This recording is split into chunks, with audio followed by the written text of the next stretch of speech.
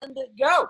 Ladies and gentlemen, welcome to the 14th episode of your new favorite internet show, Visioncon Live. I'm your host, Zach Wilson, but you didn't come here to see me today. You came to see the man of the hour, who voices Madara Uchiha from Naruto, head Captain Yamamoto from Bleach, Optimus Prime from Transformers, Robots in Disguise, just to name a few.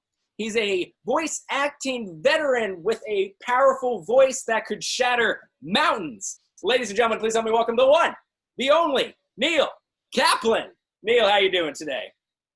Oh, hey, how's it going, eh? Yeah, you always got to go with the curveball when somebody has an intro like that, you know. Oh, I expected nothing less from you, Neil, but how you doing, Neil? All right. Well, Neil, I gotta be honest.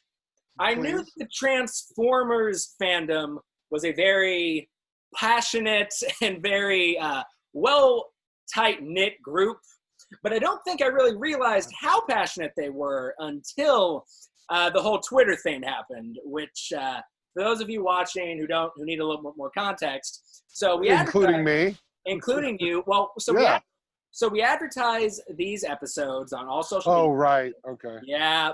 And so I had one of our graphic designers, design your ad, Neil. Sure. And to my discredit, I did not specify which Optimus Prime iteration that you voice. So, well, to be fair, the person who made the error probably has access to a tiny little electronic box, which is connected through magic to a repository of information from which they could have checked. Sure, there is that. But I mean, if it were just one or two people. But anyway, I interrupted you, and you didn't finish telling the people what the controversy was. So oh, you're fine. Well, the controversy please continue. Was our graphic designer used a later iteration of Optimus Prime, who was, not voiced by you. And, if it were just one or two No, people, you're missing a detail there, okay. my friend. All right. Please fill in the blank. I was in the anime in 2001 that was obviously brought over from Japan, and it was given the title Transformers Robots in Disguise. Very easy to remember. It was the first time that the Transformers were back to being vehicles again.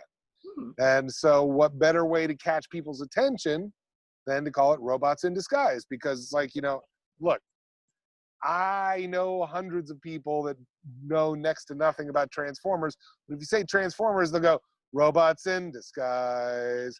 I hope you now don't have to pay ASCAP for that. Sure. But so that was good marketing on their behalf. Little did they know that somebody years and years later would decide, hey, we're making a new Transformers animated series. We should use that title, Robots in Disguise, which they did. So when you told your graphics person that I was Optimus Prime on Transformers, Robots in Disguise, they looked it up. They found it, and they put a graphic of Optimus Prime from Transformers, Robots in Disguise. But little did they know, they actually put up one of Peter Cullen from the series later in the 21st century, which Peter Cullen worked on as the voice of Optimus Prime on Transformers, Robots in Disguise. Whereas I was Optimus Prime on the earlier iteration in 2001 that was on Fox Kids, in which I also voiced Optimus Prime in Transformers, Robots in Disguise. So it was an easy mistake, and yes, the fans came down on you like a ton of hammers. We're talking comments, we're talking direct messages, and we're talking threats of violence, I'm sure. And I do sincerely apologize, guys, but, we got it fixed, and, that's all that matters. So now we're here. So Neil Kaplan, like I said, one of the most powerful voices in the industry. I just got to know, how'd you get your start? Was this always the dream that you had growing up, or was it just kind of something later in life that kind of got us to where we are today? Um, I had always been entertained and fascinated by the human voice. I did bad impressions as a kid, and was teased to the point of making some of them better. Started doing theater and musical theater, and pretty much every time I stepped on stage, my character would have a sort of unique voice. Excuse me one sec. Thank you. Yeah, as I said, we had the worst air quality on the planet yesterday, so some of it is kind of bothering me today. Anyhow, so I did a lot of my stuff on stage that was vocally based, and then one evening I'm working on a fundraiser for our theater group, and lo and behold, the guest of honor is Mel Blanc. You might have heard of him. And I had some words with him, and I'm Neil Kaplan. I'm a 16-year-old impressionist. I do impressions. And he basically said, "Impressions are for hacks, kid. Original characters." And from that point, I dropped doing a lot of impressions. I still do some. I still get hired for some things that, I naturally sound like somebody. But as I say when referring to that evening, when God speaks to you, you listen. And so when Mel Blanc told me original characters, that's what I went with. And my first chance to really do professional voiceover was 1986, believe it or not. And I walked in, I recorded some stuff and said, "Yep, this is where I belong. There's no stage fright here. I'm not going to forget my lines because they're written right there, and I can play whatever I'm able to play.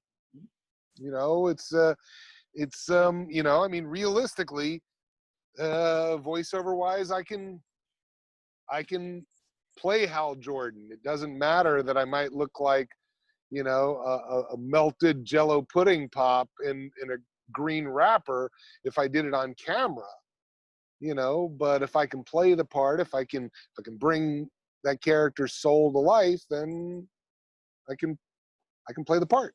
And that's kind of attractive. Well, I mean, your range is just so impressive. And I mean, your actual natural voice sounds absolutely nothing like some of your biggest characters. You go from, higher ranges all the way down here with, Captain Yamamoto and Madara Uchiha. Is that just kind of a learned skill, or is that just... I think so. I mean, growing up and going to religious services and standing next to my dad, and he had this baritone voice and he did not sing well, and so the best way to cover that up is to go with the lowest notes imaginable so that you just sound like a foghorn, and so I always thought that was the manly sound. It was like lower and lower and lower and lower. And I mean, literally, when I was in my high school jazz choir, I was the only guy who sang tenor for some songs, bass in another song, and baritone for others. I mean, I thought I grew up, I thought I was supposed to be that guy, that since I wasn't good looking enough to play the lead, trust me, it's perfectly okay. I have some very handsome friends. Look, literally the day before Thor opened, it was probably the Monday before Thor opened in the theaters. I'm going through LAX and I see Chris Hemsworth over there talking to somebody, and I swear to you, I looked at him and I thought to myself, the first conscious thought I had was, how are we the same species? I mean, it's Chris. And it's like, yeah, and it's, I mean, yeah, you just sit there and go, wow, God must have taken a few days off after that. You know? I mean, And it's just like, so I'm totally okay with being, look, I played one romantic lead one time in my musical theater history, and it was the most boring show I've ever worked on, and I love the show. It's called A Funny Thing Happened on the Way to the Forum, and it's got a lot of really fun characters and really fun music, and I played the hero whose name is Hero. original. No, but it gives you an idea. It's this generic blah. It's supposed to be a good-looking guy that, the audience sort of enjoys looking at, and the people who came to the show I was in got stuck looking at me. If I had the money, I'd have given many, many refunds. But that's neither here nor there. The fact of it is that, so I thought I was supposed to learn as many dialects as possible. I thought I was supposed to have, a range so that, if they needed me to play the little cockney guy in the corner, I could play him. Or if they need me to play the assassin, I could do that too. For some reason I was thinking of Oliver Twist. So there you go. Sure. But that's just kind of what I thought my job was supposed to be. Mm-hmm. And so I think that's kind of what I've maintained, hopefully. I would say so. Now, I mean, through all your years, you have done a lot of roles, and surprisingly, you've done a lot of anime roles as well. Now, growing up, was kind of anime kind of your thing? No, was it definitely something you kind of had to start working? No, I look. I saw, in the 70s, I saw Kimba the White Lion, and I watched and loved Speed Racer. Speed, Sure. Chim Chim, what a actor. But I love that show. But I knew that it wasn't made for us. I knew that both of those shows weren't made for us. It was okay, which is why I've always been confused when I work in anime and there's an addiction to fitting everything into the lip flaps as opposed to getting the best line of dialogue or the best performance possible, Mm-hmm. But that's not my decision. That's up to the producers. And so if they hire me to hit the lip flaps, then that's my job, and you act it within those parameters and you do the best job that you can.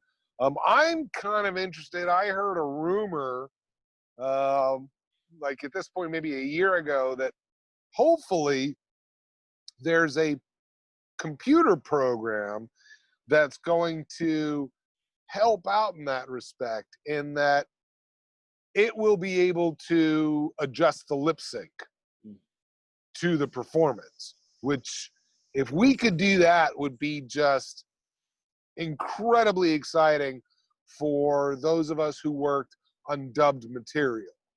I shouldn't just say dubbed material, I should say translated material, to be more honest, because then they can put out the extra effort to honor the original writing and get the translation as culturally appropriate for where it was written and as culturally appropriate to the audience that it's being told to, as opposed to hit the flaps. Sure. So but no, I wasn't a big fan. I'm not a consumer of it, so I'm certainly somebody who is reliant on a good, solid director, because I'm not going to go in there knowing the lore like some of my colleagues might. And that doesn't mean I don't want to accurately portray it or respect it, but like, look, I can play a character from Middle Earth without reading the Silmarillion. That's a fair point. That's a fair way to look at it. And I believe I heard that rumor as well, because David Lodge, those of you who tuned in for that episode, though if you didn't, voices Jiraiya from Naruto, Kenpachi from Bleach. He also mentioned that sort of device that, one day we'll kind of extend those flaps so you guys can, aren't constrained by that. But until then, one of the things that I thought that because this was the main focus of the article. They were talking about live action dubbing, you know, so I'm just assuming that somebody will reprogram it or redesign it and use it in animation and then anime. But the exciting thing about that is then you can take a movie like Frozen and adapt the lip flaps so that it looks like the person who's doing it in Scandinavian or in Portuguese, that they're doing it in their native tongue. And so that the audience who will see it in Portuguese won't be seeing missed flaps. Everything will jibe. Or in live action, the actor that does the voice for Tom Cruise and in Israel, you know, they'll change the timing and it'll really sync up. I mean, look, I was watching a couple of months ago, I was watching Wonder Woman on HBO Espanol. And I was blown away by the quality of vocal performance from the actress who was revoicing Wonder Woman and the actor who was doing Steve Trevor. You know, some of the other actors weren't quite as strong, and I mentioned that to somebody, and they explained to me that in many foreign countries they have a consistent actor that is the voice of Tom Cruise and everything Tom Cruise does, or the voice of Gal Gadot and everything Gal does. You know, and I just thought that was really interesting. But it's certainly made sense why the actress who was doing Wonder Woman and the actor who was doing Steve Trevor were better than everybody else in the cast, because they've been working on those actors before. So anyway, I'm not just a fan of, I guess, my own language. You know, it gets back to, you know, sometimes I'll watch a foreign film and just see what I can pick up from the performance without putting the translation down below. Sure. You know, so I'm weird that way. Nah, I don't think it's one of the ways. It's one of the ways. I shouldn't discount myself. It's one of the many ways.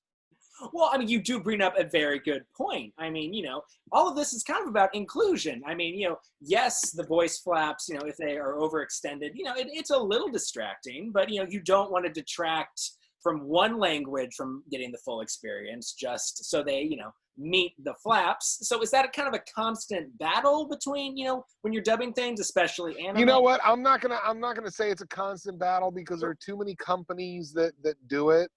Fair. You know, to say what each company, what their practices are. I just know that some of my best performances have not made it to air because it didn't hit the flaps, and I would have a hard time believing that I'm the only actor who's had that happen. Fair. Not fair. We've had other actors on the show that kind of have said similar stories, but, you know, moving a little bit away from that, you know, some of your roles that have made it to air, what were some of them that really have stuck with you over the years? I mean, like I've said before, you know, a lot of the guests that we have on the show, your guys' IMDb pages are miles long. We'd be here all day if we talked about every character, but what are some of the characters that have really stuck with you, Neil Kaplan? You know, I don't know that many of the characters stick with me. No. And my thinking about it is that when I did plays, when an actor does a TV show or they do a movie, they memorize that stuff. So it kind of gets inside you a little bit more, okay, as opposed to going in, reading words, and leaving. You know? I mean, there are a lot of times that's what it is. And especially when you're doing something like a video game or anime where it's line by line by line, so you don't know what the energy of the scene is. You don't know the reaction that you're getting from the other character or from the other actor. So, you know, I mean, yes, when I did Destiny, and, you know, and you say the line, "You're not brave. You've merely forgotten the fear of death. Allow me to reacquaint you." You know, that's a powerful line that sticks with you, you know, but when you say, "Hell, It's about time. I don't know that that really sticks with you until you start seeing it all over the planet. And you go, oh, okay, it's a tagline. I get it now. And then it sticks with you. You know, the probably the one project that I worked on that stuck with me more than any was working on Mafia 3. Really? Because I played a racist. I played a really, really horrible racist. So I was saying things that I would never say in my own life. And I had to mean it, or at least act like I meant it, or at least pretend that I believed it or felt it. Because if you come up short, you're not respecting the story that's being told. Sure. If you're not doing what Alan Tudyk did in 42, okay, then you're not allowing Chadwick Boseman to do his work as Jackie Robinson. Okay? Sure. So you can't pull the punch. Sure. How difficult You can't say these horrible things that you would never say in your life and do it halfway. Otherwise, you're cheating the writer, you're cheating the game player. And I mean, look, I'm not privy to the entire script. I trust who I work with. You know, that the lesson we're trying to teach here is going to require me to be horrible. I mean, how hard is it to get in that headspace? I mean, because that's clearly not who you are as Neil Kaplan, but I mean, without I don't know that it's not necessarily tough to get there as much as it's tough to stay there, and tough having just had it all over you.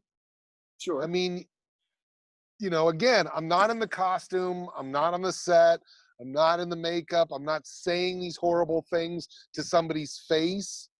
Again, I'll go back to Alan Tudyk in 42. If he's not looking at Chadwick and saying those horrible things,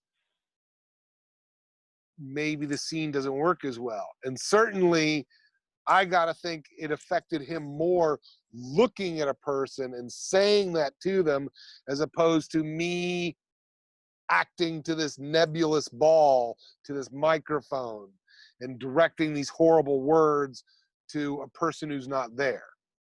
So I didn't have to worry about how it was going to land. Or, I'm throwing a punch, but I need to be careful at the same time. Like, no, I can just throw the punch. Sure. Does that make sense? It definitely does make sense. So there is kind of something I do want to expand on. You said it yourself. I mean, when you're doing voice acting, adverse to, acting, you're not saying these things. Hey, whoa. I hate that. I hate that phrasing.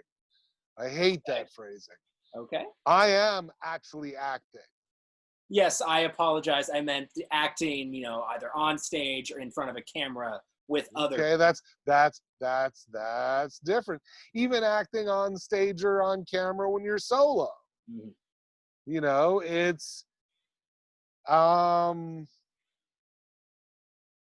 when you're 5 years old and you're imagining being in a spaceship, does it matter which way you're facing? I suppose not. I do. What do you mean you suppose not? When you're 5 years old and you're imagining that you're in a spaceship, does it matter which way you're facing? Yes, I would say it does, because I'm imagining. Really?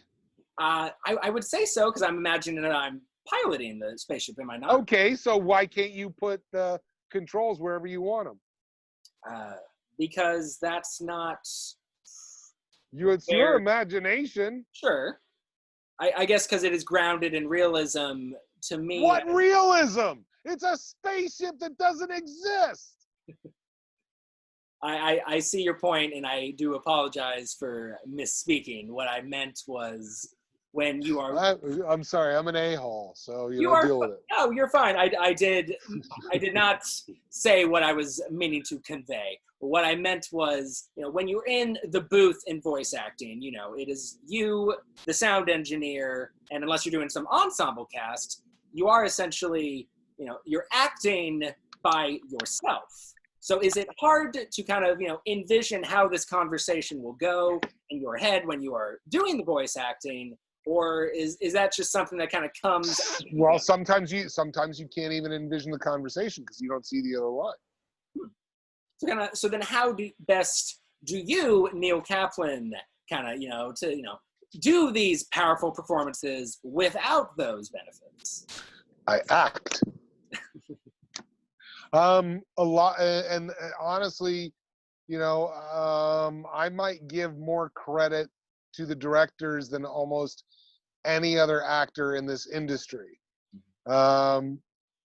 because it's exactly that. If the director doesn't help you get into the right mindset, or you're not focused the right way, then you say the line brilliantly, but it doesn't knit together with the rest of the scene, and so it just doesn't work. I've said that a brilliant or a horrible performance can be made up of 100 brilliant performances. Each line you listen to, it's just exquisite. It's perfect. It's like liquid Corinthian leather. No, that doesn't make sense, but you know what I mean. Anyway, but you listen to each line and it's genius, and then you stitch it together and you listen to it and it's dull. It doesn't work. It's like looking at 1,000 frames of the exact same thing. There's no progression, there's no movement, there's no color. That's where the director comes in, so that the actor doesn't get into a pattern, because there are plenty of times that we read a line and take a stab at it. I'm guessing this is what it's supposed to mean or how it's supposed to feel, and the other thing is, you have to live life. You have to be a student of human beings. You have to know that sometimes people say, I hate you. And sometimes people say, I hate you. And sometimes people say, I hate you. Or, I hate you. And all of those can be a mixture of love and hate, or they can all just be straight up hate. No, I hate you. And each one can work. Even in the same scene, you can re-edit, you can recut, you can choose the different ones, and it just gives it a different flavor. So part of where I am this deep in my career is being able to give a director 5 or 6 different options that all can work. Because that's just how the human psyche works. You can be terrified and go, what is that? Or you can be terrified and you can scream. But in order to play it, you've got to understand it. You can't just say the words and accidentally hit an emotion. Or hit an intention by accident. It's already there. It's in your head. Now sometimes the intention can be misunderstood or can be masked as something else. Like Viggo Mortensen and the Two Towers. They're trying to find Merry and Pippin, and they find all those dead orcs, and he kicks the helmet and he drops to his knees and he screams. It's such a powerful moment. And then we find out years later, yeah, it's because he broke his toe when he kicked the helmet. But he played it so well that they use it. But they use that take in the film because, again, we're not some sort of lie detector in the audience. There are times that that we will do a take with one intention, but it works as a different intention when edited together. You know, it's imitation intention, imitation emotion. It happens. You know, that's another reason why it's a collaborative thing. It's, you know, it's the director directing you so that you can get the shot off in the right direction, and then also choosing, because they know all the other takes that they're putting in there. You know, I, as the actor, I only know what I'm doing, but they know how it stitches together. That's why Mary Elizabeth McGlynn was so friggin' important. If you wanted to choose an MVP for Naruto, even though she left the series before it ended as far as being the director, I would say she's the MVP, because I would go in there having no freaking clue what I was doing, you know, but she would explain the scene, and she would explain a quick Reader's Digest version of the backstory, so I could get close enough where an approximation worked. Okay? She knew all the lore like it was the inside of her eyelids.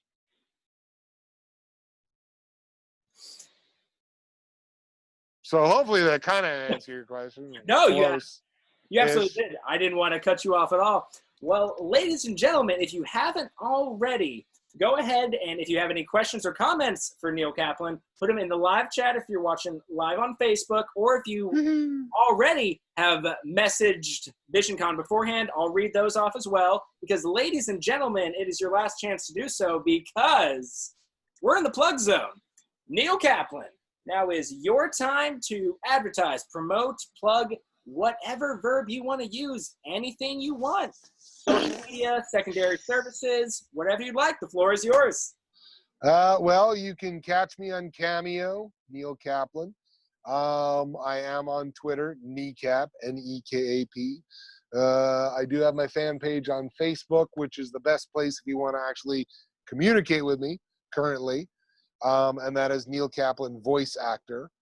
Literally, if you write out Neil Kaplan and then the letter V, it should be the first thing that pops up. My website should be back up soon. That is kneecap.net. And, of course, play Crucible on Amazon. And, guys, if you missed any of those, we've got them all in the live chat if you're watching live on Facebook, or if you're watching this later on YouTube, it's going to be in the description below. And, ladies and gentlemen, we're out of the plug zone. So, viewers, comments, and questions, go into the live chat. Oh, Ruh-roh. Ruh-roh. Go into the live chat, and in the messages, I'm going to pull up a couple of the pre-asked questions while you guys finish asking questions. Chris wanted to know, he's in a Spire. I'm sorry? Are they even noticing that I'm changing the color in here? Are they even appreciating this? No. I do. I like the very subtle purple you got going on. Thank you. Yeah, going Galra. Going Galra. Well, Chris wrote in and asked if you had any tips on aspiring voice actors. I have noticed, the reason I brought this one up, a lot of the viewers that watch this show are kind of aspiring voice actors that are kind of looking for tips from, you know, masters such as yourself of the craft. So any tips that you would advise someone aspiring to become a voice actor? Yeah, you know, I think people need to ask better questions. Okay. Because for some reason, people seem to be under the mistaken impression that voice acting is the only art on the planet that can only be done professionally. Okay? I think people need to do a little bit more of it because they love doing it. Because quite frankly, earning a living at it is not easy. It's very competitive. There are a lot of people at it, and you know, the one of the things to remember is if you were to do a remake of Thelma and Louise and you wanted Brad Pitt to be in it, he couldn't play the 20-something hustler like he did the first time around. He'd have to play the FBI guy. He'd play the Harvey Keitel role, okay? Which would be fine. However, Scooby-Doo, Where Are You, which premiered in 1969 with a young voice actor by the name of Frank Welker, provided the voice of Freddy. It is 2020, and as far as I know, Frank Welker is still providing the voice of Freddy on Scooby-Doo. So if a kid was born in 1962 and was 7 years old and watched Scooby-Doo, Where Are You? And they thought, when I grow up, I'm gonna be the voice of Freddy. Well, at this point, that kid's 58 years old and he's still waiting for an audition. Okay? So there are people who are doing this, who have been doing it since the 1970s, the 1980s, the 1990s. It's a long line of people. And that's not to say that you can't be the one that's chosen, but be realistic about the fact that there are 15,000 people that have a shot at auditioning for that one part.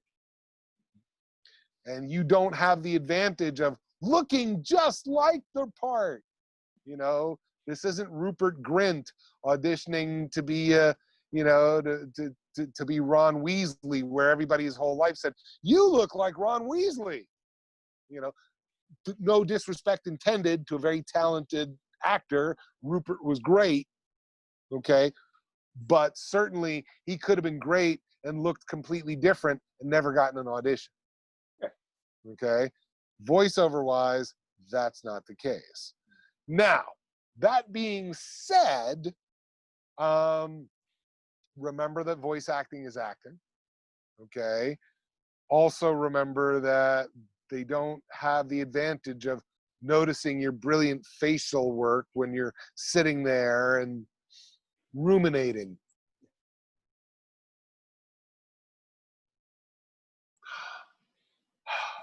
It's all got to be done vocally, all right?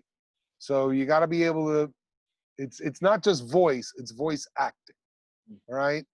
Now the biggest thing that I tell my students is don't fall for the BS that some of us professionals might use when we talk about voicing characters, or I do the voice of this, or I'm the voice of that, or any of that sort of a thing. We play characters, plain and simple. Okay? Learn how to play the character. Don't just voice it, play the character. All right, hold on just one sec, guys. I gotta, hold on. All righty, thank you. Not a problem. Had to deal with something off camera. So anyway, I highly recommend the free resource from D. Bradley Baker. He is a genius. He is genius talent-wise, and he literally is that smart. But he has put together a free service, iwanttobeavoiceactor.com. Do not write it down. If you need to write it down, then you don't want to be a voice actor. I tell people that at conventions. I say it's easy. iwanttobeavoiceactor.com. And I will ask them, what's the website? And they'll go, what? I'll say, then don't worry about it. Okay? Look that up. Consume that. Eat it up. You'll save yourself hundreds of dollars, thousands of dollars from a lot of good lessons and good information and good advice that Dee has put together for you there. Okay? You know, and also, what do you want to do? Do you even know? I mean, when somebody says they want to be a voice actor, okay, does that mean you want to be a live announcer at a baseball game? You want to be a live announcer at the Oscars? You want to do radio commercials? You want to do TV commercials? You want to do audiobooks? You want to do voices for toys? You want to do explainer videos? You want to do translations? Do you want to dub? Do you want to do ADR? Do you want to do looping? Do you want to do animation? Do you want to do video games? Do you want to be narrator?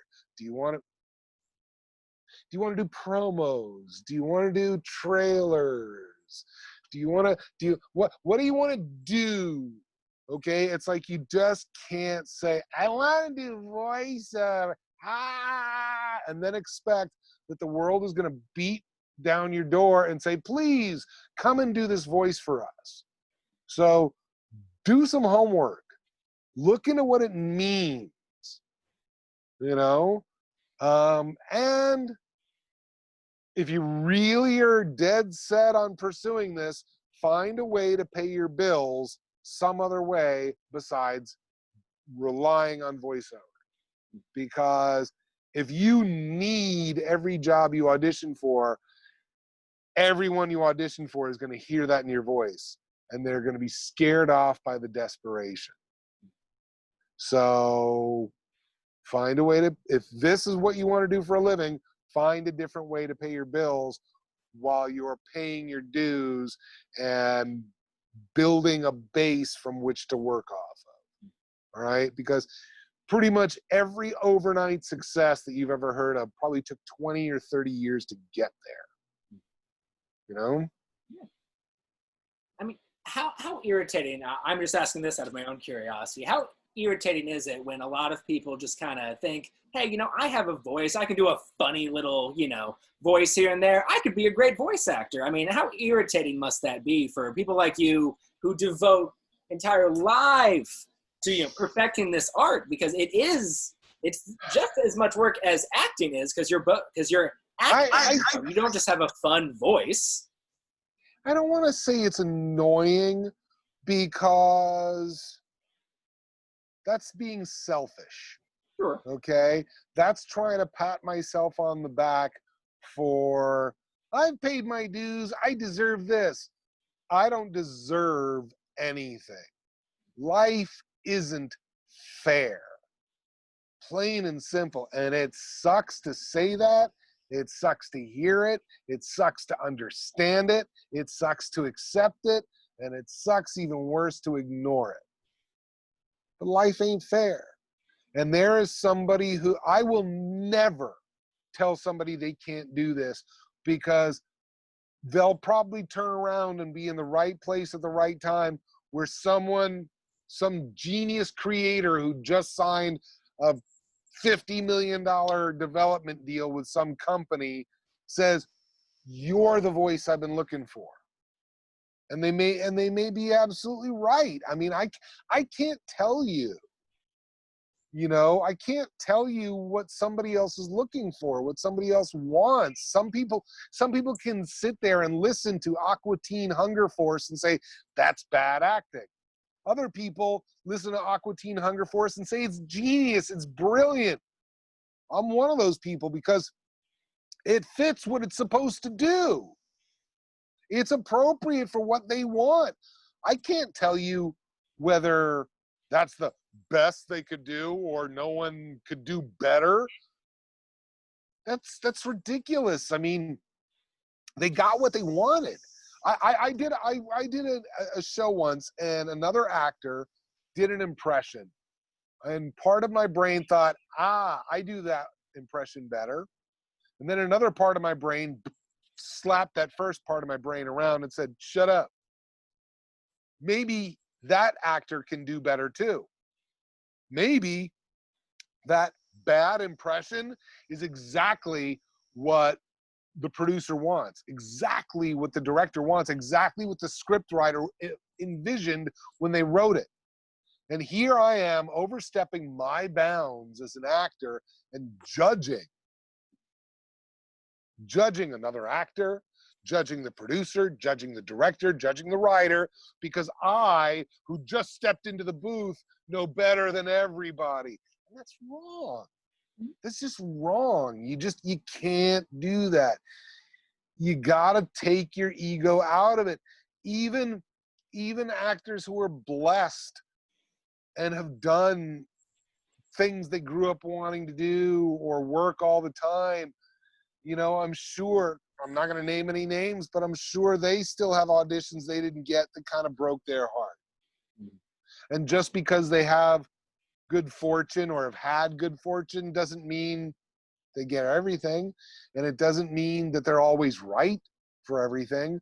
So you just have to be open to this stuff. So does it annoy me that someone discounts my effort, that somebody discounts my education or my ability or my history, nah, man, I ain't got the time to be upset about that. And realistically, there are people in my own industry who discount me already. You know, there are people in my own industry who take me for granted or what. That's just life. It's just life. Not everybody, you know, even the nicest people have days where they're jerks. And even the most professional people have moments where they blow it, which is where we need to. I understand canceling some people, and I understand canceling some shows and whatever when they overstep the bounds too many times or too far.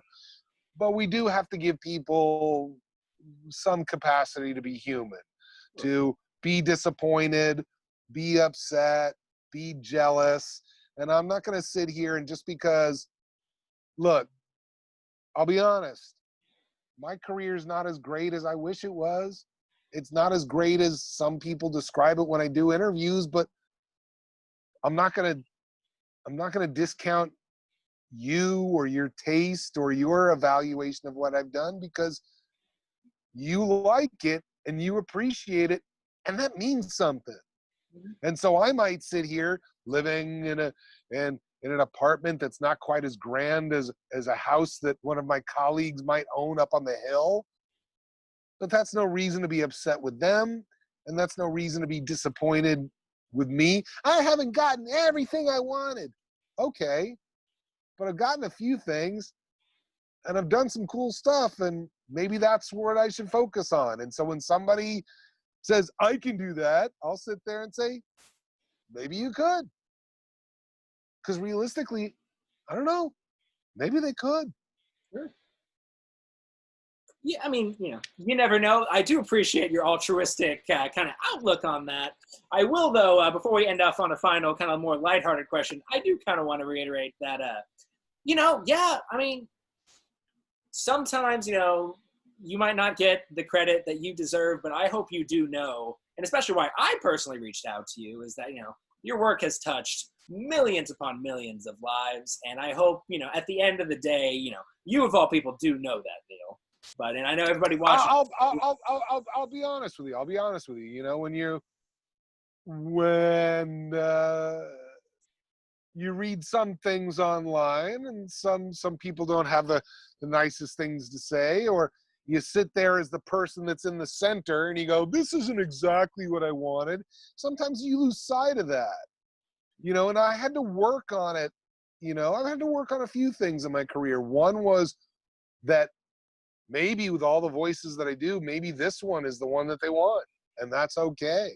No dialect, no change in tone, no funny little effect that I'm going to throw on it.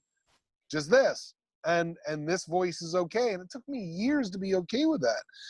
And similarly, it took me years to be okay with somebody enjoying my work that much or being moved by my work that much. And I mean, I used to slough it off, and it's like, and I thought about it, it's like, that's not cool. Take your ego out of it. This means somebody to somebody else. Shut up and listen. How do you feel? It's funny how much over the last 8, 9, 10 years, Mark Hamill has been a role model for me. I mean, I've met him a few times, and he doesn't know that he's a role model, but I know how I feel when he retweets me or he likes a tweet. And so it's like, yeah, I want to pass that on. Mm-hmm. And I know I watch him interact with fans, both kind fans and rude fans. It's like, this guy who's been doing it for this long, if he has the time and the compassion to do that, I have no excuse, and I know how I would feel if I were to say that him growing his career and growing beyond being on camera and doing such brilliant work on stage and voiceover wise that it's meant a lot to me. And I know how I would feel if he went, yeah, whatever. It would suck. Yeah. And so again, that's why I don't ever want to do that to somebody else. It's like, yes, Digimon was a job that I did 20 plus years ago. But that doesn't mean that some 8-year-old didn't discover it on Netflix just last week and fall in love with it. Or maybe an 8-year-old fell in love with it and showed it to their 35-year-old mom. Okay, and they watched it for the first time. And they dig it. And I'm not the only person on the planet that matters. Sure. So I need to be open to hearing people, and even if I'm having a bad day or whatever, the fact that somebody says something nice, be in that moment. Why be in the moment when somebody said we don't want you for this job? So I'm working on it. I'm a work in progress. Sure. Well, I mean, it's interesting that you bring up, the whole Mark Hamill thing with you and that dynamic because, when you agreed to do this interview and, you liked the announcement tweet and everything like that, I will say I was ecstatic because you are a person, I hold in very high regard, very similar to how you hold Mark Hamill. And it's very interesting that you bring up Digimon because to end this out, we kind of got into a deeper note. To end this off on a light note, Aaron wrote in and asked... Wait, is that Aaron or Aaron? Aaron, Aaron. Okay, Aaron, right. Yes. He wrote in... Some of us, believe it or not, actually can pronounce the difference between Aaron and Aaron. Aaron. Yep, you're right. I need to start pronouncing those two A's because there are definitely... No, you don't have to. That's my job. Sure. Oh, yeah, that's fair. Well, he wrote in and asked, are there any hopes for you coming back as Hawkmon in Digimon Last Evolution? I tweeted out a while back that unfortunately, due to the coronavirus situation, they were not able to use me for the upcoming project. I was very disappointed. I reached out to them. We were in contact, and then they just stopped being in contact. So I think the timing just wasn't right, and I was working on upgrading my home studio, and unfortunately, they went in another direction. And I can only hope that whoever they went with honors my little friend Hawkmon and does him justice. But please know, it's something I wanted to do. It's something that I was planning to do. It's something that I had reached out about doing, but somewhere the ball got dropped. Well, sorry if that wasn't the light note you were hoping for. See, I said we'd end up on a light note, but hey, you'll win some, you'll lose some. But ladies and gentlemen, this has been episode 14 of Visioncon Live. Before we wrap things up, any final thoughts? Maybe even some positive ones, Neil? Yeah. If a mask is good enough for Optimus Prime, then a mask is good enough for you. Do your part to help save mankind and wear a mask when you're outside. Straight from Optimus Prime himself, ladies and gentlemen. This has been episode 14 of Visioncon Live. I, of course, am your host, Zach Wilson, but much more importantly, this has been my special guest, Neil Kaplan. You guys take care, stay safe out there, and of course, always remember, life's better when you have friends to share it with.